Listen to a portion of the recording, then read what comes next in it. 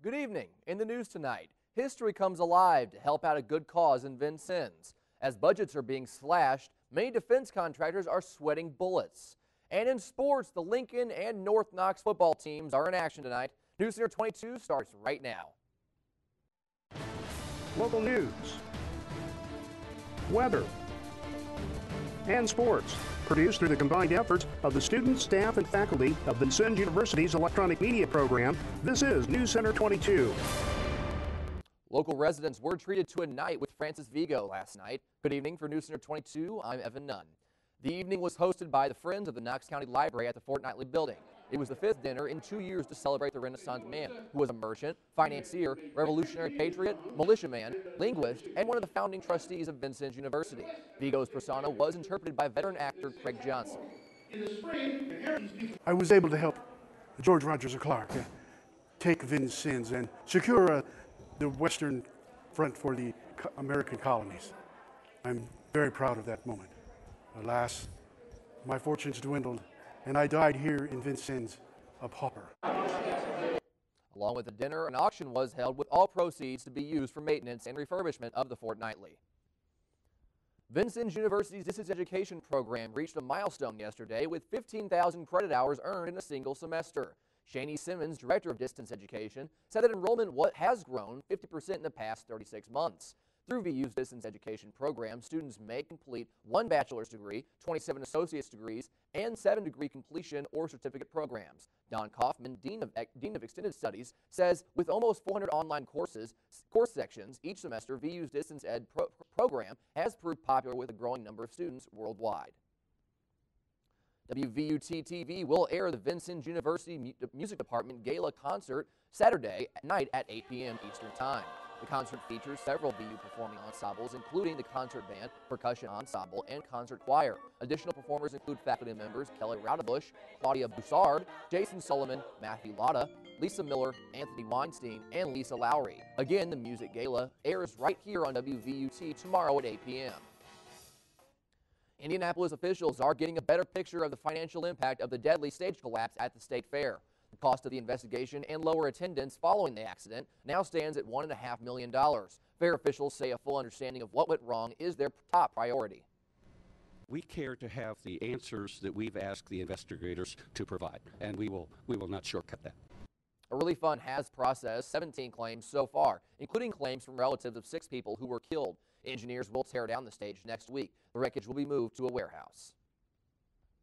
Meanwhile, the union that built the concert stage that collapsed at the State Fair is attempting to block a search warrant aimed at obtaining their records. Indiana OSHA is investigating the death of stagehand Nathan Bird, one of 7 people killed when the rigging toppled. The administration Thursday attempted to serve a warrant to collect training and employment records as part of that process, but the union's attorney says the warrant should go to Bird's employer, the State Fair Commission. Indiana State Police are seeking new recruits. Applicants must be U.S. citizens between the ages of 21 and 40 when appointed as a police employee, possess a valid driver's license to operate an automobile, and have a high school diploma or GED. A recruit is paid $1,417 every 2 weeks during the academy training. Those who are hired will be paid around $38,000 a year. Applications must be turned in by email by midnight, November 25th. You can go online to fill out the application at in.gov/ISP. So to come on News Center 22, budget cuts may be heading to the military. We'll have the latest. And a custody disagreement might have led to a deadly shooting rampage in a hair salon. We'll have the details when we come back.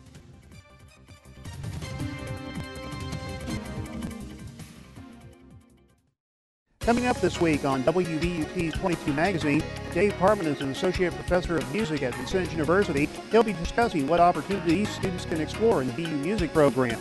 Then in our second segment, Steve Gray and Vicki Puffer with Old Town Players will join me to talk about their upcoming season. That's the next time on 22 Magazine, Saturday night at 7:30 on WVUT TV.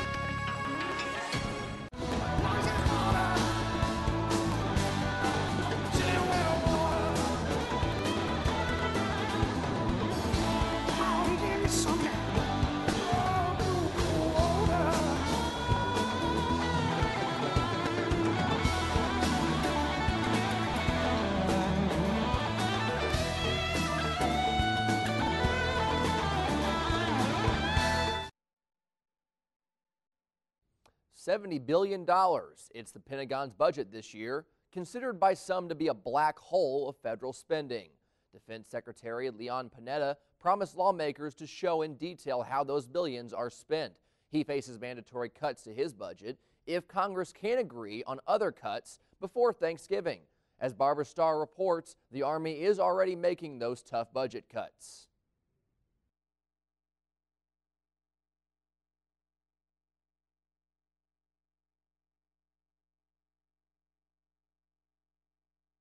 For Special Forces, complete with weapons on board. Hundreds of frantic defense contractors are scrambling, knowing Congress is about to slash military spending in the coming weeks. But right now, your checkbook is a little thinner than it used to be. Right. We spoke to Army Chief of Staff General Raymond Odierno. Will you be able to deter those who will want to do things knowing that we wouldn't be able to deploy a large enough Army forward to challenge them? He worries the military faces $600 billion in mandatory across-the-board budget cuts that could make the U.S. vulnerable. I think it'll fundamentally have an impact on all the services, and specifically the Army and our ability to provide any level of security. Business wants the military to keep buying. Competition is so tough these days amongst military contractors. This company, Oshkosh Defense, is keeping some of their best gear behind closed doors. This is their proposed new vehicle to replace the Humvee. Nothing may be more crucial for saving troops' lives than finding a new Humvee, the workhorse of 10 years of war. Replacement vehicles would protect troops better, but it's big money. 50,000 new ones would cost as much as $50 billion. BAE Systems let us sit in their proposed new vehicle for this contract competition. This is already mired in controversy because of the spending issue right now and the budget crunch. That this is a big program, and because of the perceived cost of the program, the question is really just one of affordability. So in the case of the Humvee, the Army may just upgrade the current Humvee one more time for about half the cost.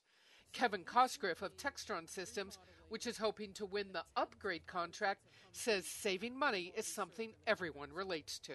Rather than buy a complete new light utility vehicle, we want to refurbish and improve the ones that are already in the industry. That is remodeling the house versus buying a new house. The solar energy firm Solyndra was touted as a model business by the Obama administration. Now it's caught in a growing scandal that may leave the U.S. government on the hook for more than $500 million. Solyndra's CEO has resigned. The company filed for Chapter 11 bankruptcy protection recently. Here you see Brian Harrison testifying before a congressional hearing. He didn't say much, taking the Fifth Amendment. Court documents show that he stepped down last week. The California solar panel maker received $535 million in federal loan guarantees before it collapsed. 8 people dead in a custody battle may have been at the center of it all. Police say the ex-husband of one of the victims was the one who opened fire at a California hair salon. Andrew Spencer reports. I think everybody in this community is in complete shock. 41-year-old Scott DeCry is now sitting in jail, but 2 days ago he's accused of walking into the crowded salon where his ex-wife worked and opening fire. We're a close-knit community that have never experienced such a devastating event. This has literally touched every person in our town. I don't know what to say. There's so many lives that are touched by these people that are so wonderful. Neighbors say DeCry and his ex-wife had been locked in a bitter custody battle over their 7-year-old son. Police have not confirmed if this was the motive, but according to local reports, on Tuesday, DeCry's ex-wife took out a restraining order against him. A day later, she and 7 others were shot and killed. This incident will forever impact the lives of so many of us who live, work, and visit our great community. I'm Andrew Spencer reporting. A 73-year-old woman was also shot, but is fighting for her life in the hospital. You'll soon be able to tell eBay, picture this. The online marketplace is adding image recognition technology to its mobile offerings, according to U.S. Today. eBay CEO John Donahue says shoppers will be able to take a picture of something they like, such as a dress or shoes. Then eBay will match the photo with a similar item already for sale on the site.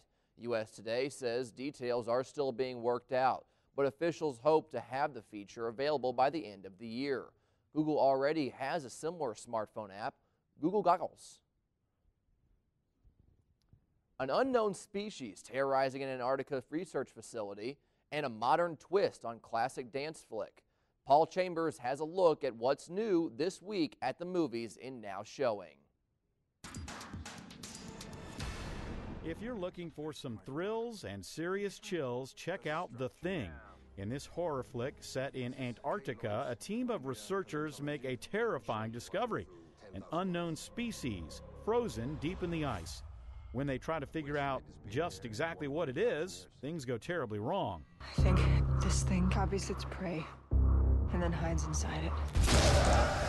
What are you saying? Not all of us are human. Could be any of us. The Thing is rated R.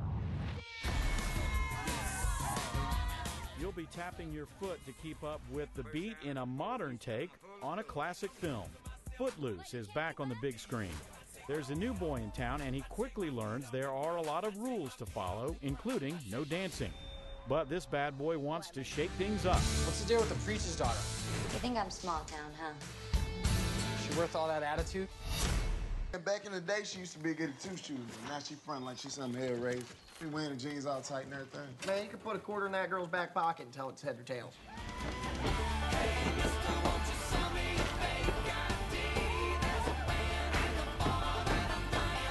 Footloose is rated PG-13. For Now Showing, I'm Bill Caiaccio. What a sunny but windy day it's been today. Ethan Quarterman joins us now to let us know what's in store this weekend. Ethan? Well, it's fall break for students, as you know, Evan, and it looks like it's going to be a great weekend weather-wise. Not so much for Monday and Tuesday, though. I'll have the details when we come back.